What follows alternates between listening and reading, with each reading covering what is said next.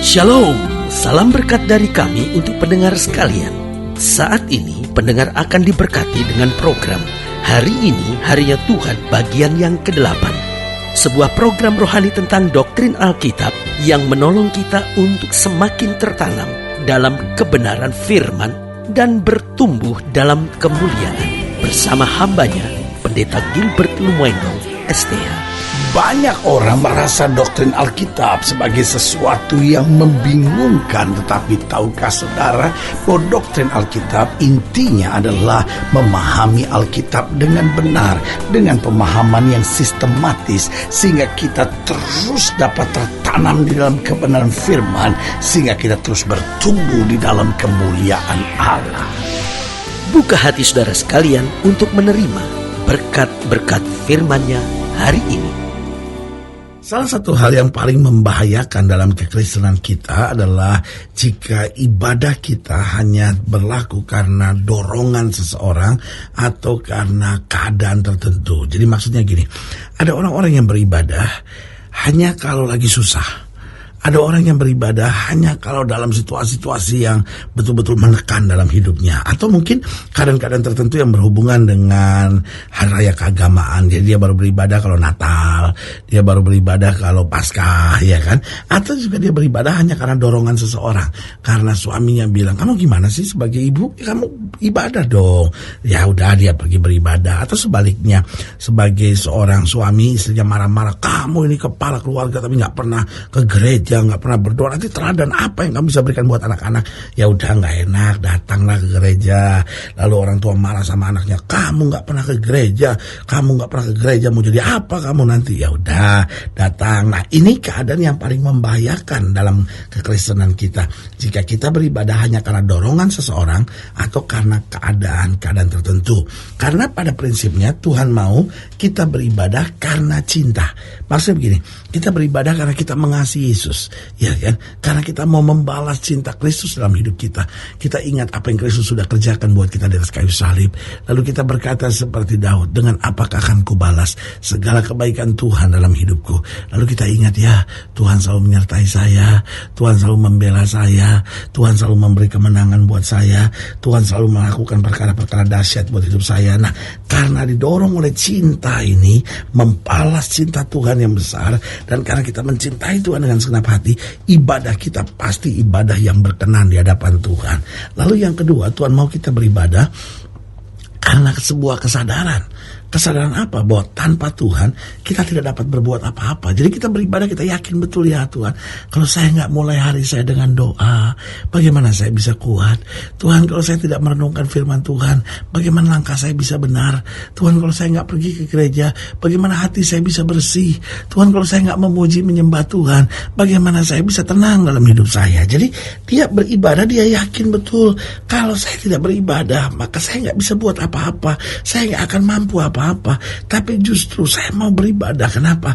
Karena saya tahu ibadah itu perlu, ibadah ini berguna, ibadah ini bermanfaat, ibadah ini bermakna dalam kehidupan saya. Jadi beribadah betul-betul dia ngerti apa artinya ibadah. Bukan hanya karena cinta, tapi juga karena dia sadar tanpa Tuhan dia gak bisa buat apa-apa. Yang ketiga, Tuhan mau kita beribadah karena kesadaran akan hasil dari ibadah itu sendiri. Bahwa ibadah itu dia merubah karakter. Ibadah ini memberi tentram dalam jiwa. Ibadah ini menuntun kita pada pengalaman-pengalaman mujizat. Dan ibadah ini akan membawa kita jadi orang percaya yang berkuasa, yang menang atas setan. Karena dengan kita beribadah, kita melekat kepada Tuhan, kita akan menerima kuasa. Dan dengan kuasa kita menghancurkan perbuatan-perbuatan setan. Haleluya. Jadi Tuhan mau kita beribadah karena cinta. Yang kedua, karena kesadaran bahwa tanpa Tuhan kita gak bisa buat apa-apa. Lalu yang ketiga, karena kesadaran akan hasil dari ibadah itu sendiri. Dan yang keempat, Tuhan mau kita beribadah karena ucapan syukur. Kita bersyukur buat apa yang Tuhan sudah kerjakan buat kita. Kita bersyukur buat apa yang kita sudah terima. Kita bersyukur buat segala kemenangan dan mujizat yang sudah terjadi. Sehingga kita berkata, Tuhan, saya beribadah karena Tuhan terlalu baik buat saya. Haleluya. Selamat datang dalam program kita hari ini, Harinya Tuhan. Sebuah program rohani yang kembali mengingatkan kepada kita betapa pentingnya kita menjadikan firman Tuhan sebagai dasar keseharian hidup hidup kita. Karena selama kita jadikan firman Tuhan sebagai dasar keselamatan hidup kita, langkah-langkah ke depan kita penuh dengan kepastian, kemenangan, berkat, mujizat, dan perkara-perkara besar. Haleluya. Dan dalam program ini kita mau sama-sama belajar tentang tidak beribadah. Ini berat ini. Kalau seorang sudah tidak beribadah, ini bahaya, saudara-saudara, ya kan? Karena justru ibadah ini yang merubah karakter manusia, yang memberi kekuatan buat hidup setiap kita, dan menuntun kita pada kemenangan dan mujizat. Haleluya. Nah, saudara yang kasih dalam Tuhan, dalam pembahasan tentang tidak beribadah, kita mau sama-sama belajar dari Hakim-Hakim pasal 10, Hakim-Hakim pasal 10, ayatnya yang ketiga, Hakim-Hakim pasal 10, mulai dari ayat yang ketiga sampai ayatnya yang ke-18. Hakim-Hakim pasal 10, ayat 3 sampai 18, itu yang kita mempelajari hari ini di bawah judul perikop Yair dan juga Israel ditindas oleh Bani Amon. Hakim-Hakim pasal 10 ayat 3 sampai 18, demikian firman Tuhan. Sesudah dia, maksud sesudah Tola, bangkitlah Yair orang Gilead yang memerintah sebagai hakim atas orang Israel 22 tahun lamanya. Ia mempunyai 30 anak laki-laki yang mengendarai 30 ekor keledai jantan, dan mereka mempunyai 30 kota yang sampai sekarang disebutkan orang Hawat Yair di tanah Gilead. Lalu matilah Yair dan dikuburkan di Kamon. Nah, Israel ditindas oleh Bani Amon. Orang Israel itu melakukan pula apa yang jahat di mata Tuhan. Mereka beribadah kepada para Baal dan para Ashtoret, kepada para Allah orang Aram, para Allah orang Sidon, para Allah orang Moab, para Allah Bani Amon, dan para Allah orang Filistin. Tetapi Tuhan ditinggalkan mereka, dan kepada Dia mereka tidak beribadah. Perhatikan baik, kepada Dia, kepada Tuhan mereka tidak beribadah. Lalu bangkitlah murka Tuhan terhadap orang Israel, dan Dia menyerahkan mereka ke dalam tangan orang Filistin dan Bani Amon. Dalam tahun itu juga orang Israel ditindas dan diinjak mereka.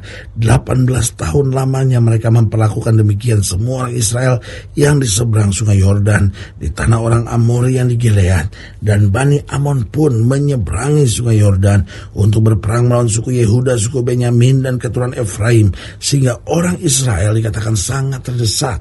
Lihat, karena mereka tidak beribadah, akibatnya mereka sangat terdesak. Ayat 10, lalu berserulah orang Israel kepada Tuhan, katanya, kami telah berbuat dosa terhadap Engkau, sebab kami telah meninggalkan Allah kami, lalu beribadah kepada para Baal.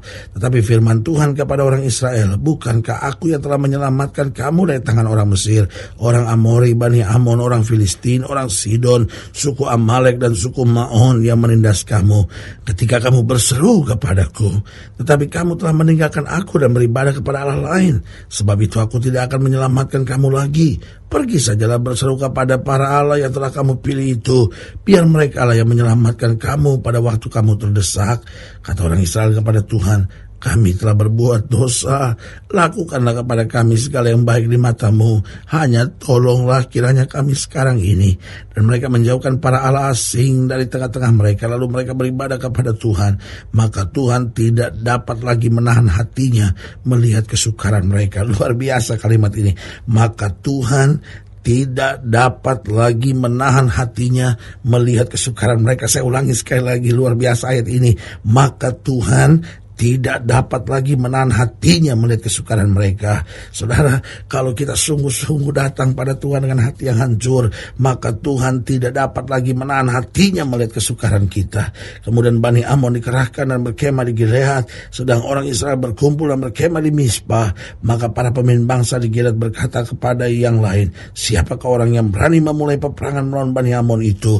Dialah yang harus menjadi kepala atas seluruh penduduk Gilead.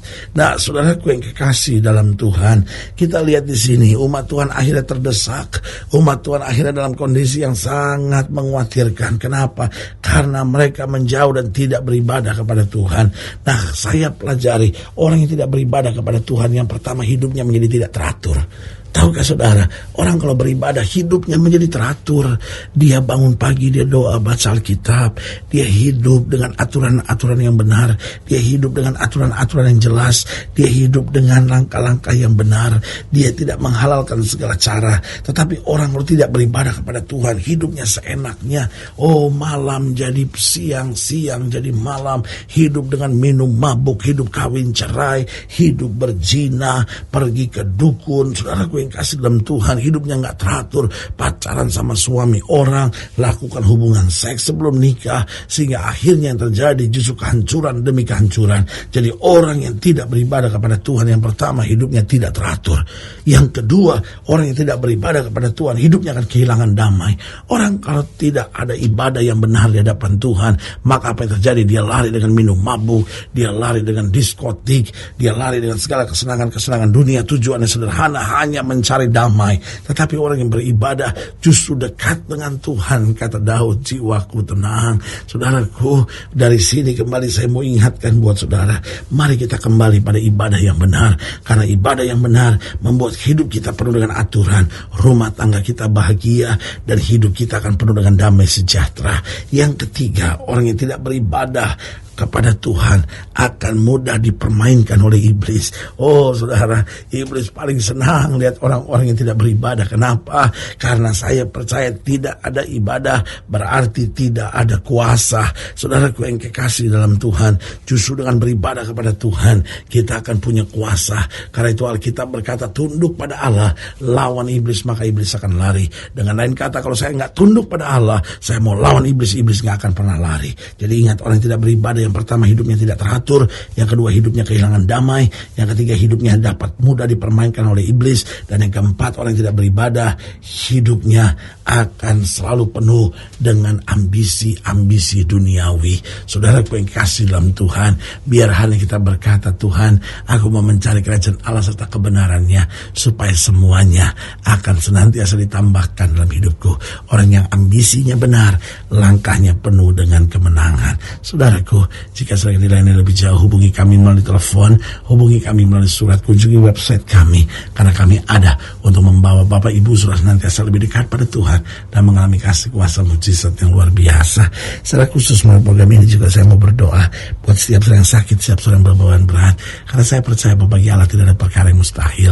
Nah, saudara-saudara yang ingin didoakan secara khusus, boleh taruh tangan kanan saudara di dada dan kita akan berdoa. Mari kita berdoa.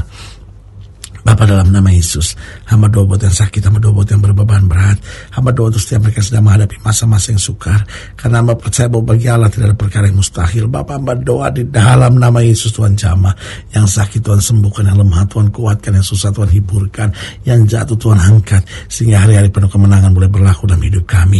Bapa, hamba berdoa di dalam nama Yesus, Tuhan jamah mereka yang taruh tangan kanannya di dada, sehingga kami menjadi orang yang beribadah kepada Tuhan, hidup teratur, hidup penuh damai, tidak bisa dipermainkan oleh iblis, dan akhirnya ambisi hidup kami penuh dengan kehendak Allah.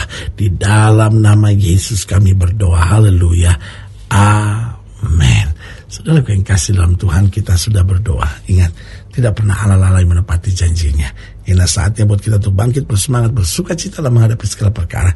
Karena kita tahu Yesus hidup, Yesus berkuasa, dan selalu menyediakan yang terbaik buat anak-anaknya. Doa saya menyertai saudara. Sampai berjumpa pada program berikut, dan jangan lupa, jadikan hari ini harinya Tuhan. Haleluya.